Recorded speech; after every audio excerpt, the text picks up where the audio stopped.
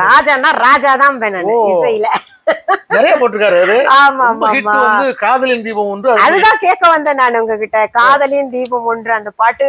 காதலின் தீபம் ஒன்று ஏற்றினாளே என் நெஞ்சில், ஊடலில் வந்த சொந்தம், கூடலில் கண்ட இன்பம், மயக்கம் என்ன காதல் வாழ்க.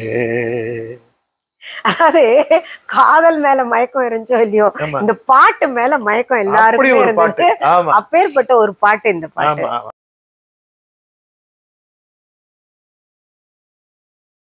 அனிதா புஷ்பவனம் குப்புசாமி விஹா யூடியூப் சேனல் அன்பர்கள் அனைவருக்குமே அன்பான வணக்கம். வணக்கம். நம்முடைய யூடியூப் சேனல்ல பல்தரப்பட்ட விஷயங்கள் எல்லாம் பார்த்துக்கிட்டு வரோம். ஆன்மீகம், இசை மற்றும் கதைகள் எல்லாம் பார்த்துக்கிட்டு வரோம். இன்னும் நிறைய பொதுவான விஷயங்கள் எல்லாம் பார்த்துக்கிட்டு வரோம். இப்போ புதியதாக பாத்தீங்கன்னா நம்ம யூடியூப் சேனல்ல அன்றும் இன்றும் கேட்ட பாடல் அப்படின்ற ஒரு தொடக்கம் ஆரம்பிக்க போறோம். ஏன்னா இவருக்கு வந்து பொதுவாகவே கர்நாடக இசையும் தெரியும், மக்கள் இசையும் தெரியும், திரைப்பட பாடல்களும் தெரியும், பக்தி பாடல்கள், இப்படி பல்வேறு துறைகள்ல இருக்கக்கூடிய பாடல்கள் எல்லாம் எப்படி, எந்த தன்மை வாய்ந்தது, எந்த ராகத்தில் அமைந்தது, அது போன்ற விஷயங்கள் எல்லாம் தெரியும். இதை எங்களை பாக்குறவங்க எல்லாம் நிறைய பேர், இந்த இசை நிகழ்ச்சி கேட்கறவங்க நிறைய பேர் சொல்லுவாங்க, அதாவது இதுவரைக்கும் வந்து நமக்கு தொலைக்காட்சி வாய்ப்போ இல்ல வேறு எந்த நிகழ்வோ அமையல இவருடைய முழுமையான திறமையை வெளிப்படுத்தும் அளவுக்கு. அப்ப பாக்குறவங்க நிறைய பேர் கேட்க, சார் என்ன சார் இவ்வளவு திறமை வச்சிருக்கீங்க, இப்படி ராகத்தை பத்தி எல்லாம் சொல்றீங்க, இப்படி எந்த பாட்டை கேட்டாலும் நீங்க பாடுறீங்க, அந்த காலத்துக்கு கேட்டாலும் பாடுறீங்க, இந்த காலத்துக்கு கேட்டாலும் பாடுறீங்க, இத பத்தி நீங்க கட்டாயம் நிகழ்ச்சி செய்யணும், உங்க யூடியூப் சேனல்லே செய்யலாமே அப்படின்ற மாதிரி கேட்டுக்கொண்ட காரணத்தினால நானும் இவர்கிட்ட சொன்னேன், உங்களுடைய திறமையெல்லாம் வீணாகுது, நீங்க உங்களுக்காக எனக்காக செய்யுங்க, மக்களுக்காக இந்த இருக்கட்டும் இந்த தொடக்கம் அப்படின்னு சொல்லிட்டு சொன்ன காரணத்தினால இவர்கிட்ட நான் இப்போ கேட்பேங்க. கேக்குறதுல அவர் வந்து நிறைய பாடி காமிப்பாரு. நம்ம எப்படி எடுக்கலாம்னா, ஒரு ராகத்தில் அமைந்த பாடல் எடுக்கலாமா? இப்போ இன்னைக்கு எனக்கு தோன்றது என்னன்னா, சாருகேசி ராகம் எடுக்கலாம். ஆமா, மேலகர்த்தா ராகத்துல 26வது ராகம். ஓ சரி, 26வது. ஆமா, அந்த சாருகேசி வந்து அன்றைய காலத்துல, அதாவது இப்ப நீங்க பாத்திருப்பீங்க நிறைய அந்த ராகங்கள் எல்லாம் ரொம்ப சுலபமா இருக்கு. அந்த காலத்துல ரொம்ப கஷ்டப்பட்டு பாடினாங்க, இசையும் ரொம்ப கடினமாக இருந்தது. ஆனா இப்ப ரொம்ப சுலபமாக ஒரு லைன் கூட, ஒரு வரி கூட, ஒரு வார்த்தை கூட பஞ்ச் பண்ணிக்கலாம் ரெக்கார்டிங் தியேட்டர்ல, அந்த மாதிரி எல்லாம் போயிட்டு இருக்கு இல்லையா. அந்த ராகமே வந்து இப்ப ரொம்ப சுருங்கி போய் வந்துட்டு இருக்கு. இப்போ சாருகேசி ராகத்துக்கு ஆரோகணம் அவரோகணம் அது சொல்லுங்களேன். சரிகம பதனிசா சானிதா பமகரேசா நிசதா நிச. சூப்பர் பாட்டு. நிறைய பாட்டு ரொம்ப நல்லா இருக்கும். இது வந்து இந்த ஆரோகணம் அவரோகணம் அப்படின்னாலே என்னன்னா, நம்ம சொல்லுங்க, அந்த இந்த சொரத்துக்குள்ளதான் இந்த பாடல் அமையும். சரிகம பதனிசா சானித பமகரேசா தானரர ததரி நன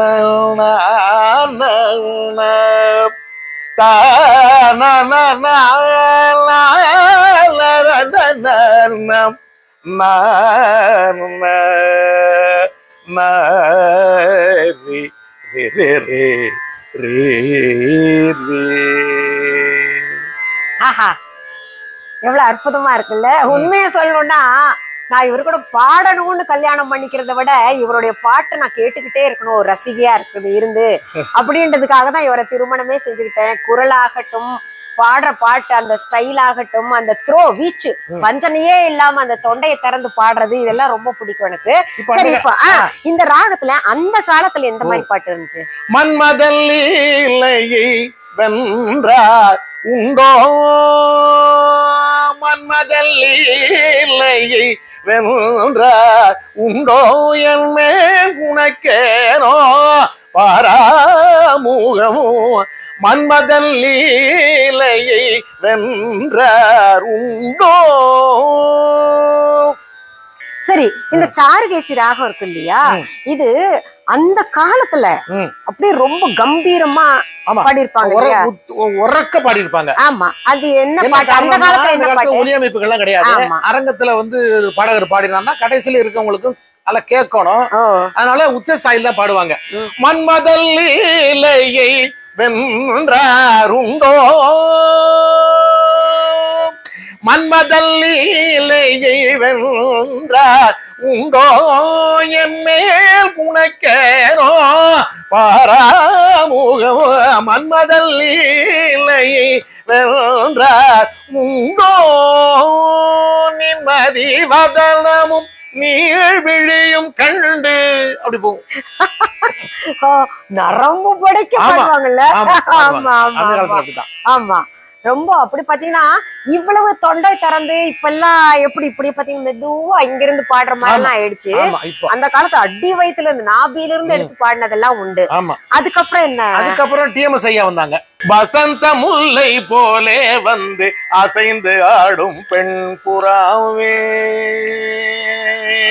வசந்த முல்லை போலே வந்து அசைந்து ஆடும் பெண் புறாவே, மாயமெல்லாம் நான் அறிவேனே வா வா ஓடிவா, வசந்த முல்லை போலே வந்து அசைந்து ஆடும் பெண் புறாவே, மாயமெல்லாம் நான் அறிவேனே வா வா ஓடிவா, வசந்த முல்லை போலே வந்து அசைந்து ஆடும் பெண் புறாவே.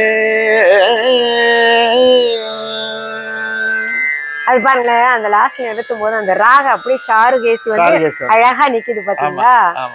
இப்போ இவர் கூட இந்த சாருகேசி ராகத்தில் நிறைய பாடல்களை இசை அமைத்திருக்கிறாரு. குறிப்பாக சொல்லணும்னா டிவோஷனல் சாங் ஒண்ணு போட்டிருக்கீங்க. வேதாரண்யம் கோயில், சிவன் கோயில் இருக்கக்கூடிய துர்க்கையம்மன், தெற்கு நோக்கி இருக்கும் அந்த துர்க்கையம்மன். ஆமா, துர்க்கையம்மா கோயில் கொண்ட திருமறை காடு சென்று துதிப்பவர்க்கு வாழ்க்கையிலே வரும் துயரேது, கனக துர்க்கையம்மா கோயில் கொண்ட திருமறை காடு சென்று துதிப்பவர்க்கு வாழ்க்கையிலே வரும் துயரேது, சத்தியமாய் தீய வினை நமையணுகாது, சத்தியமாய் தீய வினை நமையணுகாது, தாயே சரணம் என்று சரணடைவோம் நம்பிக்கையோடு, தாயே சரணம் என்று சரணடைவோம் நம்பிக்கையோடு, கனக துர்க்கையம்மா கோயில் கொண்ட திருமறை காடு சென்று துதிப்பவர்க்கு வாழ்க்கையிலே வரும் துயரேது.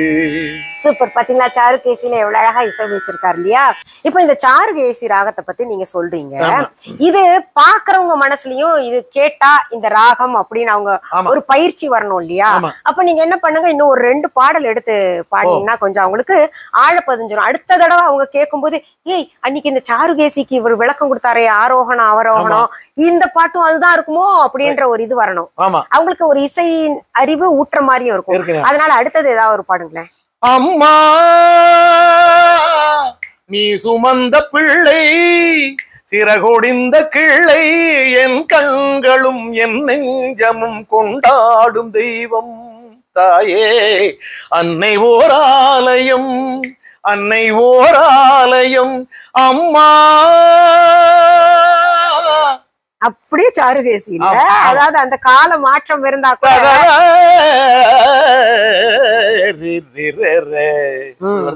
அதான் சொல்றேன். அதாவது அந்த மன்மதலியிலேயே வந்து ரொம்ப காலம் முன்னாடி, அதுக்கப்புறம் இருக்கு ஒரு பெரிய இடைவெளி வந்தா கூட அந்த சாருகேசி ரொம்ப இது பண்ணிருக்காங்க. இதுல ஒரு விஷயம் நான் உங்களுக்கு சொல்லணும். இந்த சாருகேசி ராகம் என்னமோ தெரியல, எனக்கு ராகம் தெரியாததுக்கு முந்தைய பருவம் இருக்கு இல்லையா, சின்ன வயசு இந்த பாட்டுல இந்த ராகத்துல வர்ற பாட்டெல்லாம் ரொம்ப பிடிச்சிருக்கு. ஆமா, பிற்காலத்துல இது பாடும்போது ஓ இதெல்லாம் இந்த ராகமா அப்படின்னு. அதுல ஒரு பாட்டு மலரே குறிஞ்சி மலரே, மலரே குறிஞ்சி மலரே, தலைவன் சூட தலைவன் சூட மலர்ந்தாய், பிறந்த பயனை நீ அடைந்தாய், மலரே குறிஞ்சி மலரே. சூப்பர் சாங் இது. எனக்கு ரொம்ப ரொம்ப எத்தனை தடவை கேட்டாலும் இன்னைக்கும் எனக்கு பாத்தீங்கன்னா ஒரு அலுப்பே ஏற்படாது.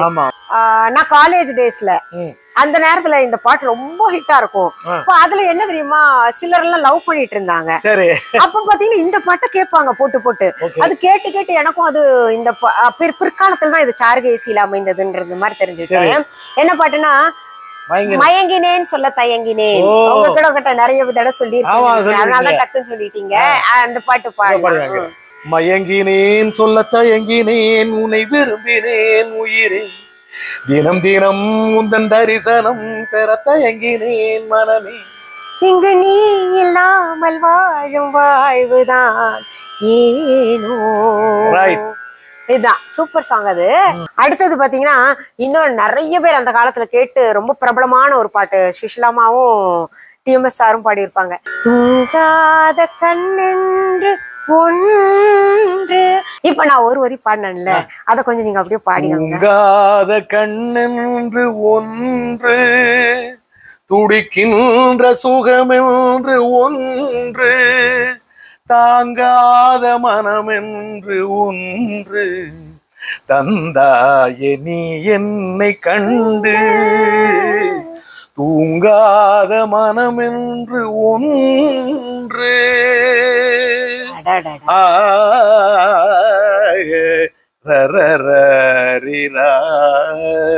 சூப்பர். எப்படி அது கேட்டாலே அப்படியே தாலாட்டுறமா இருக்குல்ல, எப்படி ஒரு அமைப்பு இசை. இப்போ எனக்கு ரொம்ப பிடிச்ச மியூசிக் டைரக்டரோட ஒரு பாட்டு, ராஜானா ராஜாதான் இசையில நிறைய போட்டிருக்காரு. ஆமா ஆமா, காதலின் தீபம் ஒன்று, அதுதான் கேட்க வந்தேன் நான் உங்ககிட்ட. காதலின் தீபம் ஒன்று அந்த பாட்டு, அது எல்லாம் என்னன்னு தெரியல, அந்த பாட்டு அந்த படம் வந்து பின்னாடி அந்த பாட்டு எல்லாருமே பாடினாங்க.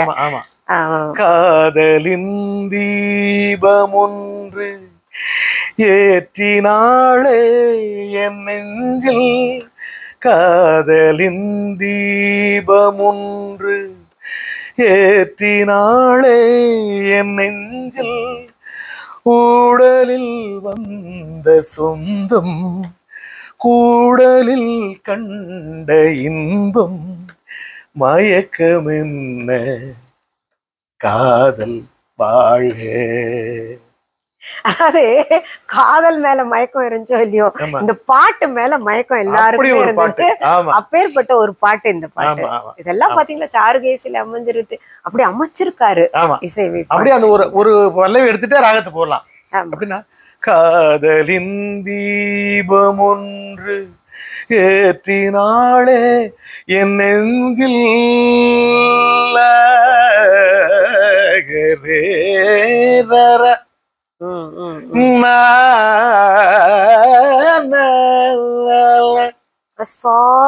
காதலில் தீபம் ஒன்று ஏற்றினாளே என் நெஞ்சில்.